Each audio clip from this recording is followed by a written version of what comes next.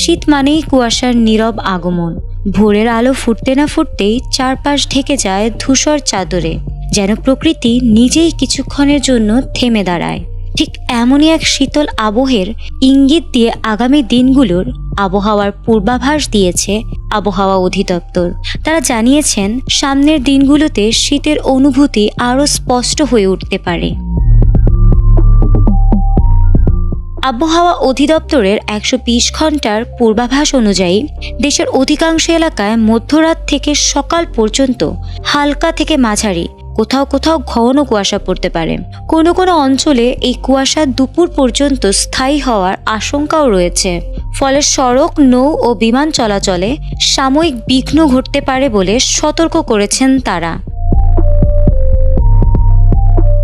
আবহাওয়ার পূর্বাভাসে আরও জানানো হয়েছে, আগামী কয়েকদিনে দেশের কিছু এলাকায় গুঁড়ি গুঁড়ি বৃষ্টি হতে পারে। এ সময় রাতের তাপমাত্রা সামান্য কমতে পারে, তবে দিনের তাপমাত্রা কিছু কিছু অঞ্চলে অল্প বাড়ার সম্ভাবনাও রয়েছে।